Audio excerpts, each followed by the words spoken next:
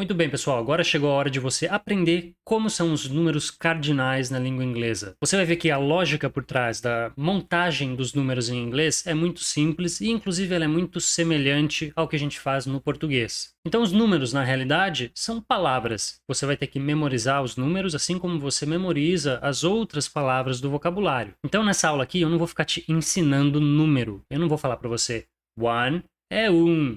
Two é 2, porque isso você faz sozinho. O que eu vou te mostrar é como fazer a combinação dos números para formar virtualmente qualquer número cardinal que você pensar. E para fazer isso, você vai precisar de 30 números cardinais, que eu chamo de os 30 números cardinais essenciais. Então, esses números que estão aí na sua tela, se você souber todos eles, você consegue fazer a montagem de praticamente qualquer outro número. Então, olha só, o que é interessante de notar é que desses 30 números a gente tem direto do 1 ao 19 e depois as dezenas que vai de 20 até 100 e finalmente 1000 e depois milhão. Então, esses 30 números são a base para você montar qualquer outro número. Concorda comigo que 21 é a junção de 20 com 1, a mesma coisa acontece no inglês. Então, se você estiver obedecendo a ordem dos estudos, você já deve ter se deparado com esses 30 números lá na parte de memorização, de flashcards. Então, eu quero dar um foco agora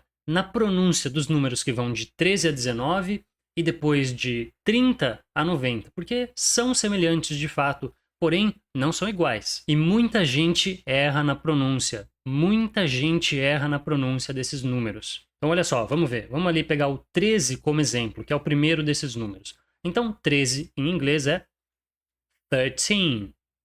13. Olha a representação fonêmica. Você está vendo ali que existem dois sinais de stress, dois sinais de sílaba tônica. Tanto th quanto teen são tônicos. Então, nós falamos 13. Então, qual é o erro comum aqui? Muita gente desconsidera a segunda sílaba como tônica e acabam pronunciando 13. 13. Veja só, o correto é 13. 13. Mas muita gente pronuncia 13. 13. E qual é o problema de cometer esse erro? Olha só o número 30. 30 em inglês é 30. 30. Então você já deve ter entendido qual é o problema.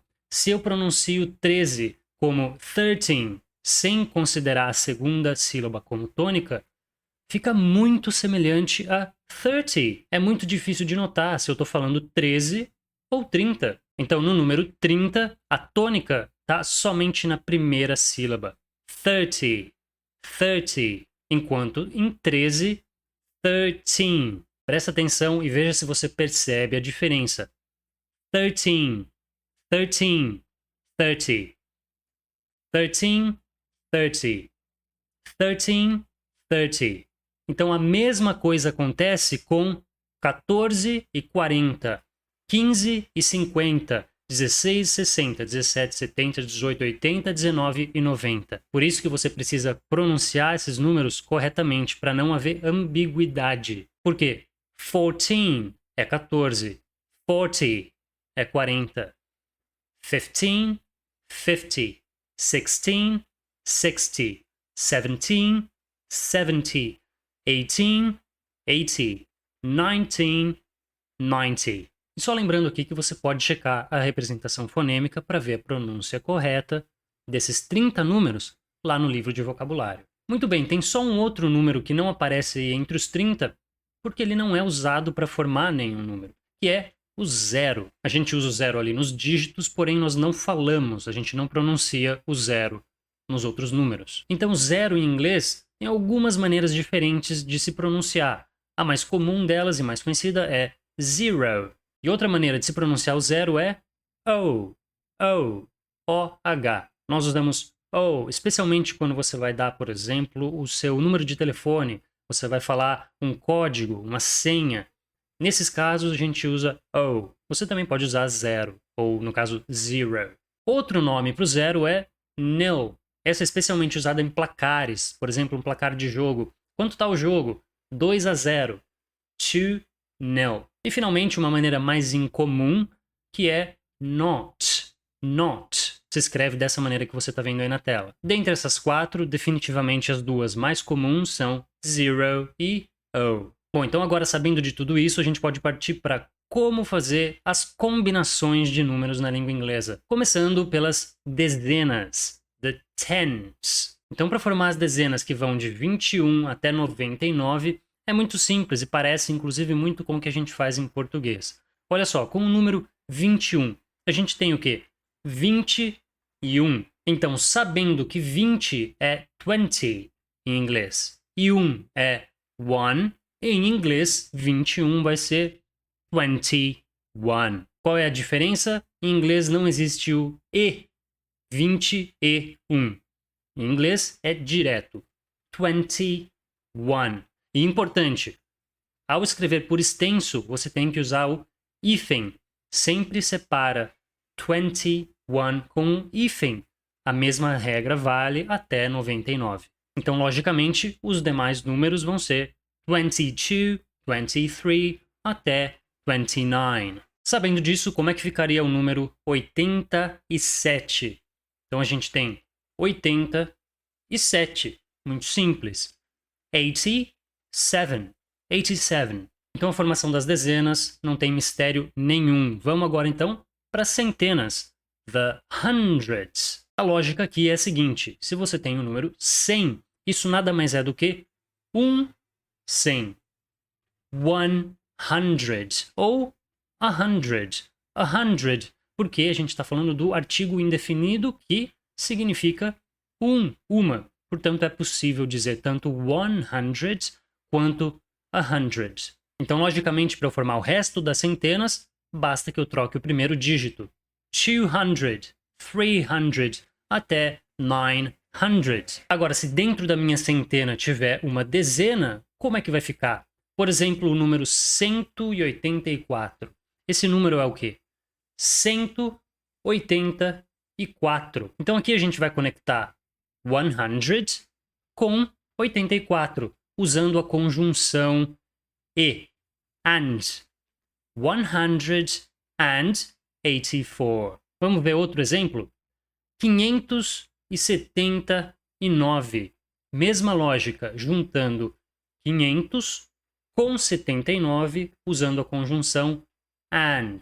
Então isso vai ficar 579. E uma observação: and, principalmente no inglês americano, é omitido na maioria das vezes. Então ficaria 579 sem nenhuma conjunção.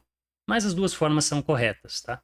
Bom, então nós já vimos as dezenas e as centenas. Agora é hora dos milhares, the thousands. A lógica aqui é semelhante ao que a gente acabou de fazer com as centenas. Então 1000 nada mais é do que 1000. Isso em inglês é 1000 ou 1000. Inclusive é muito semelhante ao que a gente faz no próprio português.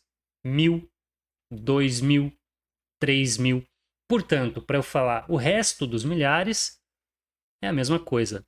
1000, 2000, 3000 e por aí vai. Podendo ir até 999 mil. Portanto, para fazer uma combinação onde você tem mais coisas dentro do milhar, como é que ficaria? Então, por exemplo, o número 3.265. Então, o 265 você já sabe. 265. Agora basta você adicionar à frente 3,000. 265. Então, olha só, quando você vai do milhar para centena, você não precisa colocar and. 3,200, tá bom? Agora, se for um número maior, por exemplo, 50.615. Então, mantendo a mesma lógica, a gente vai ter 50,615. 50,615. Mas a gente pode ir até 999 mil. Então, e se for um número maior ainda?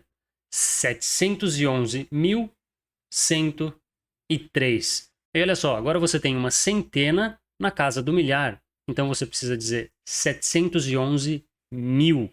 Para fazer isso, 711,000, seguido de 103. 711,103. Bom, e agora só nos resta ir para casa dos milhões, bilhões, trilhões e por aí vai. Então olha só que interessante, para esses números que são muito grandes, basta que você divida eles em grupos de 3. Olha só esse exemplo que está na casa do bilhão. Esse grupo de 3 dígitos vai conter a casa da centena, the hundreds, a casa da dezena, the tens, e finalmente a casa da unidade, the unit. Ou seja, isso nada mais é do que uma centena. Então, para falar qualquer número que seja muito grande, basta você ir de centena em centena. Por exemplo, se o número que está na casa da centena, the hundreds, for 5, você já sabe que é 500, ou seja, 500 e alguma coisa. Alguma coisa que começa com 3, então você já sabe que é 530 alguma coisa. 530, finalmente, 7. 537 billion. E toma cuidado que isso não é no plural. Dentro do número, você não vai dizer billions, tá? 537 billion. E aí a gente pula para casa dos milhões. E a mesma história se repete. Quem está na casa da centena é um 9. Então, 900 e alguma coisa. Tens, não tem nada. Pula para casa da unidade, 2. 902. O quê? Million. E aí você vai pular para casa dos milhares e aqui você já conhece a história. 641. 641 o quê? Thousand. E para fechar, a casa das centenas. Então a gente vai ter 800 e alguma coisa que começa com 1 pode ser de 10 a 19, então é 17. 817. Então tá aí, esse número gigante, 537 bilhões, 902 milhões, 641.817, em inglês é 537 billion, 902 million, 641,817. Conclusão, com aqueles 30 números cardinais essenciais, você consegue montar basicamente qualquer número. E agora, para terminar o assunto números, vamos ver como se montam os números quebrados, ou seja, os números decimais, decimals. Na língua inglesa, o número decimal é separado por um ponto, chamado decimal point ou point. Para você falar um número decimal, você pode usar a seguinte estrutura: 49.07. O zero em números decimais geralmente é falado assim, quando ele aparece depois do ponto. Mas nada te impede de dizer 49.07. Agora presta atenção nisso, especialmente se você é da área de exatas ou trabalha com números. Na língua inglesa, o ponto é usado somente em números decimais. Já no Brasil, a gente usa a vírgula em números decimais. Esse número aí na tela, por exemplo, seria 49,07 e não ponto. No Brasil, usa-se o ponto para separar as centenas quando você tem números de 4 ou mais dígitos. Agora, para fazer a mesma coisa em inglês, você teria que usar a vírgula. Ou seja, resumo, é totalmente ao contrário. Se você não entendeu, dá uma olhada nessa tela. Olha aqui, o sistema inglês e o sistema brasileiro quanto aos números decimais e o uso do ponto e da vírgula. Então, por exemplo, no valor do dinheiro, o número que a gente acabou de ver, 49.07 pounds, libras. Em português, no Brasil, a gente escreveria 49,07, porque é um número decimal. E assim vai ser para qualquer tipo de número decimal. Por exemplo, uma temperatura, 17.3 degrees Celsius, 17,3 graus Celsius.